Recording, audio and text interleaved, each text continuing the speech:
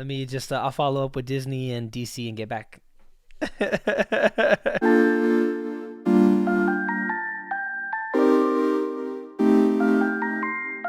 How do you chase your normal?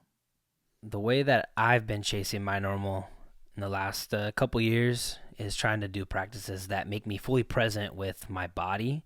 So like yoga, breathing practices, walking, running, trying to eat better, less alcohol intake the last 6 months or so. Just trying to identify what's happening in my body and know the things that trigger me to cause anxiety or stress and things like that, and trying to implement those practices so that way I can be a better human, essentially. For you, what are those things that trigger your anxiety, and what practices in particular help you get back to the balance? Yeah, a lot of times it's very situational. I have a big fear of confrontation and conflict, things like that. Mm. So, and it could be any setting. It could be the work setting, it could be with family, it could be with friends, whatever, things like that. Immediately, I'll start feeling my heart start racing. I might start shaking a little bit, all that kind of junk like that, right? Hmm. So identify those things, the things that usually bring me back in those moments specifically, like, if I can't go for a run all of a sudden because I'm at work or whatever, I usually try to like pause, pull myself out of the room if possible, do some breathing, calm myself down a little bit. Um, yeah, breathing is a big one for me. Hmm. Breathing practices. So let's get into your creative aspect. I know your personal um, intertwines with your creative outlets. Let's talk about your music. What inspires you to create your type of music? I've always been a big hip hop head. Uh, Grew up on that heavy. I would say though, so it's really interesting. When 808s and Heartbreaks dropped, I was very anti that album. I was like, this is not Kanye. This is not what I want in my music, kind of a thing. It probably wasn't until probably like Mm. 2015, which is a long time after that album came out, that I started to see a lot of these artists coming out who were heavily influenced by that album. I eventually went and finally listened to it, gave it I mean, I had listened to it before, but I listened to it with fresh ears, right? And when I came back to it, that just really Hmm. inspired me. So I would say my music style, although I do rap, it's more like pop rap, I guess is what you call it.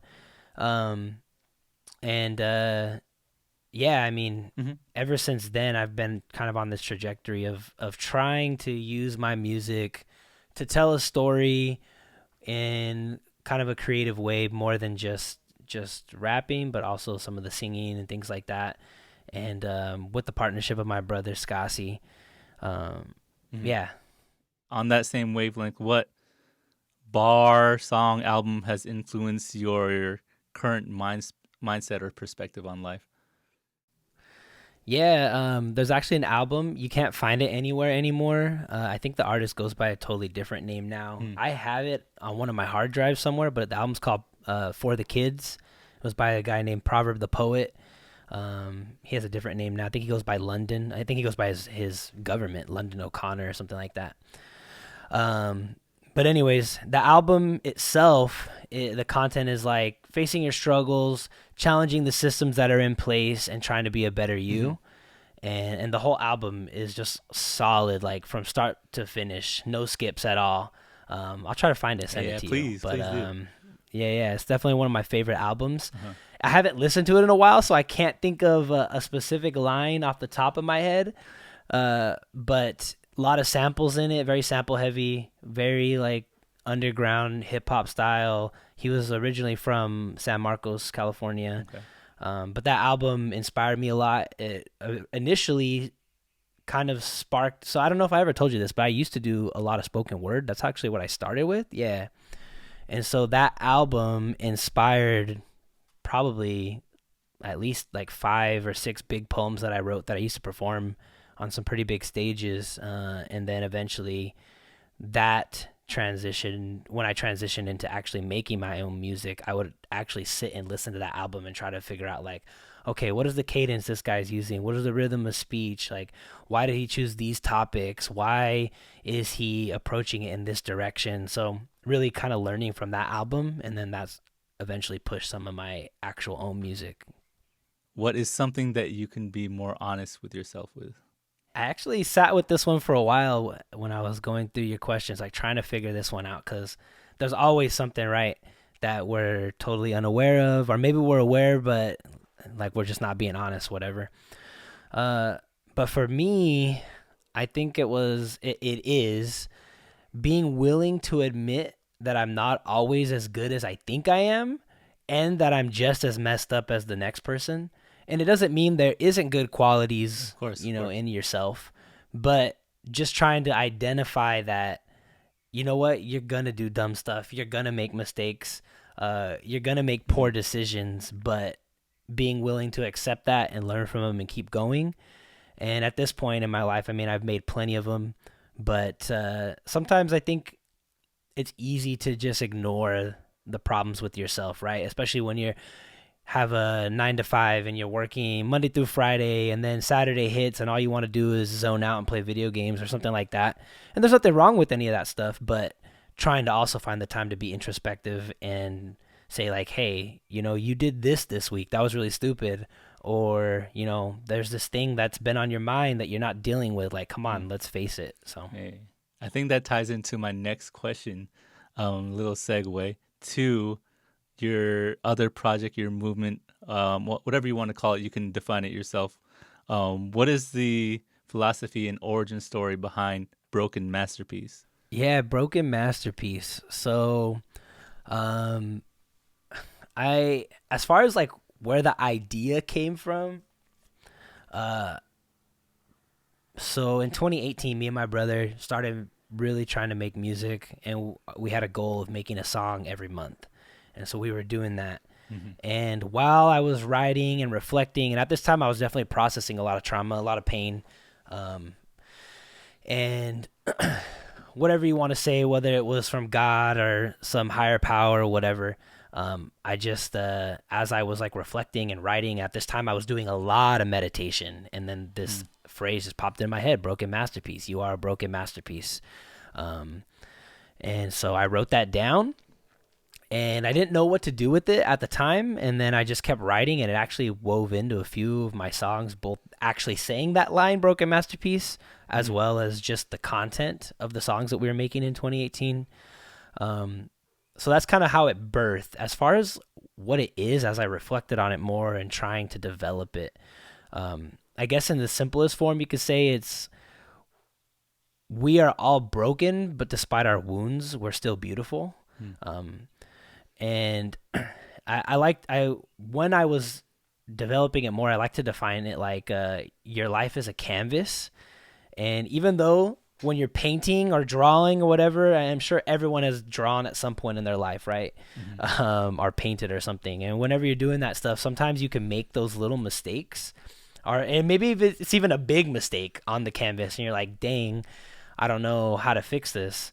But a lot of times, some of the best artists, they're able to take those mistakes and then have them be the potential for something beautiful, right? Mm-hmm. And so I think that I like to think like our life is a canvas. Even though we make mistakes on the canvas, we're able to take that, make it something beautiful. But I also acknowledge that that's not everybody's story, right? Mm-hmm. Not everyone is able to figure out how to do that. And that's why I like to capitalize on the word potential. So there's always the potential there. Is it going to happen? I don't know. I hope it can. And hopefully, if I meet you, I can help you through that process, right? Like Mm-hmm. everyone can sit at the table if they're willing to sit at the table and work through these things and try to figure out how they can make their life more beautiful. And that's kind of the goal. I guess ultimately it's like saying our suffering is not in vain. Like I know a lot of people in life just face terrible things and then they just think like, oh, my life sucks or whatever. Mm-hmm. But it's possible there could be a purpose, right? And that purpose could be meeting other people who are suffering and bringing them hope despite that darkness. So yeah, Mm-hmm. that's kind of a summary, I guess, of Broken Masterpiece. Yeah, the way you're talking about it sounds like there's the beauty within the dark and the light. Yeah, And you yeah. just got to find the balance in between. Yeah. So speaking on that, what is something that you want to normalize? This was another one that I had to think through a bit. Uh, and I don't know if it's necessarily connected to anything I've said already, but one thing that's been frustrating to me in this current era we live in where everybody's trying to be social media famous or something, right? And we have these gurus who pop up and they want to tell us like do this, do these things and your life will be better or do this and whatever.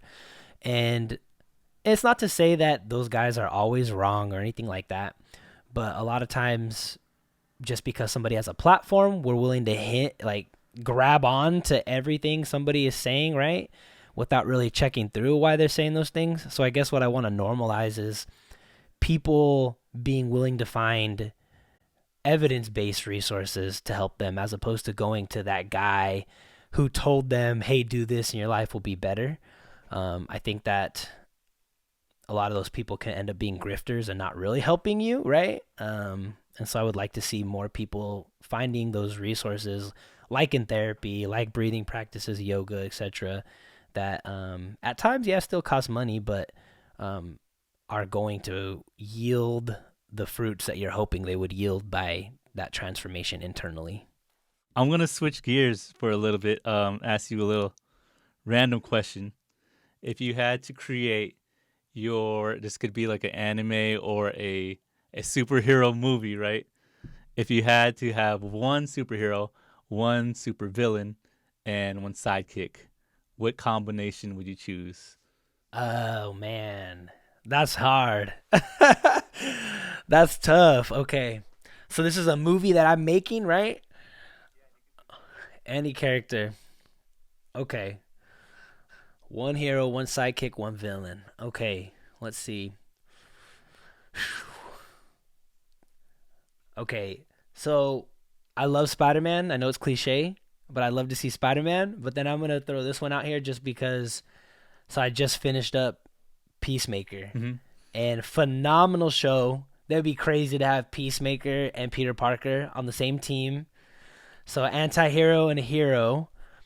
As far as villain goes, man, I've always wanted to see a legit Doctor Doom. He's the What do one you who mean legit? takes on the Fantastic We don't have Four. to get into that. These, yeah, these. So far we haven't had any good Doctor Dooms, but I would love to see like a real dope, super powerful Doctor Doom. So yeah, them taking on him would be dope, I think. Who is Nato Poppins? I would say that I'm someone who, excuse me, I'm someone who wants to use my life, whether that be music, whether that be through relationship, whether that just be through, I don't know, a tweet or something, but someone who uses their life to share their pain and their joy uh, in the hopes that people who are going through it Mm. will be able to find redemption in some shape or form through that lens of my art, of my person, etc. Um, and then motivate them to get a hold of the resources that they might need, or hopefully find a community of people who can uplift them and keep them. I don't like using the word accountable because that usually has a negative connotation, but just like being fully present for them, being Mm. embodied. So yeah, I would say that's the goal of who I want to be. I don't think I've reached that yet, but I would like to. Oh man, you're there. You're there. It's always just a work in progress. But hey, I appreciate you sharing your thoughts, your experiences. If you want to be found, how can people find you? Any advice you want to give to the people, and any shout outs you want to do? Yeah, Any plugs? you can find me on Twitter mostly. I am on TikTok as well. At Nato Poppins. That's NATOPOPPINS. NATO like the organization, Poppins like Mary. You could also find me on Spotify, Apple Music, or wherever you stream music. NATO space Poppins. So that's how you get a hold of me. Somebody I want to shout out though is my brother Scassi. You can actually find him on every social media platform at Hey, Scassi. That's SCAASI Music. So at Scassi Music. He's the one who really helped birth the Broken Masterpiece idea with me. And even though I would say probably right now we're on a bit of a pause with it, we definitely have dreams, hopes, and ambitions for it, and gonna try to square it away and get it going the way that it needs to be. Um, and then what was the other question? Any plugs? Any advice? Last advice you have? Oh, advice. Yeah. Um, I guess my biggest advice I could say, and I'm saying this not just as an artist, creative person, but just in general.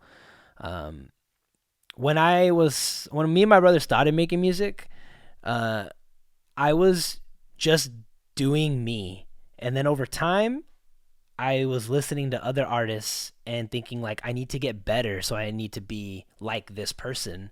But then I would start to try to make songs that sounded like that person, and most of them haven't never even got released because they were awful.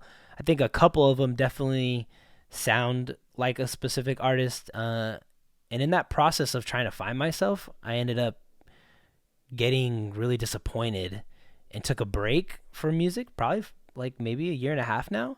In that process, I was like recording stuff. I don't think I'll ever release it, but I finally got to a point where I was like, this is me. And I have one song coming out actually on the 21st of February that I feel like, yeah, I feel like that is me. So I don't know when you're going to drop this, but probably by the time you drop it, the song will be out maybe. But I feel like that is me. And I have another song I'm working on, and I'm like, this is me. And so I guess my point is saying, like, try not to be like somebody else. Be authentically you. And yes, to a degree, we are all a part of a community, and we try to identify with that community, and we do things that could be like another person or another group. And that's okay. That's just how we are, right? But when you're trying to copy and not be you, then you're selling yourself short by not doing and bringing the story that you have to tell to the table. That's beautiful. Thank you. Thank you so much, Yeah, Nato, for appreciate that. checking in. Looking forward to the music. I'll plug it in, of course. Man, much love, Dope. man. Much love. Yeah, appreciate you having me on, man. Problems. Everybody and their mama got some. Every day seem like a new thing pops up, and there's nothing I can do to stop them. Oh, stop them. I gotta boss up on these problems. Gotta boss up.